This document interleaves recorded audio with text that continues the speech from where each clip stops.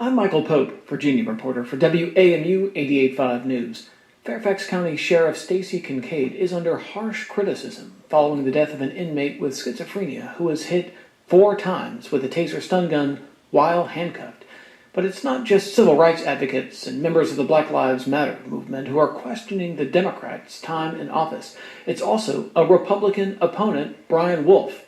It's a campaign that features a debate about what happened at the jail and whether it could have been prevented. 2 years ago, Stacey Kincaid was first elected to lead the largest sheriff's office in Virginia. Her opponent in that race was longtime Fairfax City police officer Brian Wolfe, who's now running against Kincaid again. During that 2013 race, Wolfe campaigned on a platform of training deputies to better respond to people with mental illness. Training that was happening in other neighboring jurisdictions, but not as much in Fairfax County. It's something everybody else in law enforcement believes in. I don't know why the Fairfax County Sheriff is so opposed to it. That was Wolfe during a televised debate in 2013 on a show called Rest and Impact. He was speaking about Crisis Intervention Team Training, known by the acronym CIT.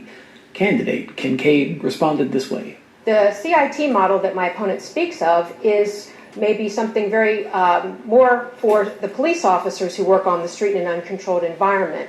An uncontrolled environment, she said, as opposed to the controlled environment of the jail. Now, 2 years later, Wolfe says the 2013 debate over CIT training was prescient.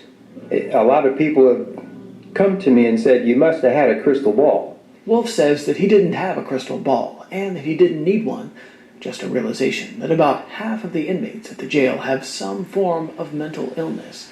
Wolfe also says Natasha McKenna would be alive today if Sheriff Kincaid heeded his call for more mental health training. Kincaid disagrees. It's easy for somebody who is out of touch and doesn't understand the sheriff's office to make that statement. The sheriff says the death of Natasha McKenna should not be the only thing voters consider when they go to the polls. She says one of her major accomplishments is Project Lifesaver. That's a program that uses tracking devices to help locate wandering adults who have dementia or missing children who have autism. Yes, we had a tragedy. This one tragedy will not define who we are and the work that we do. She acknowledges that the recently released video of the February incident shows a major issue. Mental health professionals were not present when her deputies hit the woman multiple times with a taser. That's a problem, she says, has now been rectified. Lots of lessons learned from this tragedy, and lessons that are learned that will ensure the changes, the reform, and the things that we need to do to make sure that this never happens again. Wolfe says that's not good enough. I think it's way too late. You don't get a pass because someone had to die on your watch for you to finally realize that the crisis intervention team training was lacking. Ultimately, Wolfe says Kincaid's position on mental health training back in 2013 should disqualify her for re-election, especially considering what's happened since then. Sheriff Kincaid has had an audition, and in the first 15 months she failed.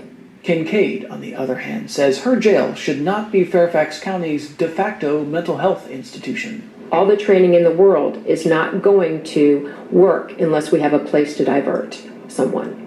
Looming over this election is an ongoing federal civil rights investigation, although it's unclear if that investigation will be concluded before voters head to the polls. I'm Michael Pope.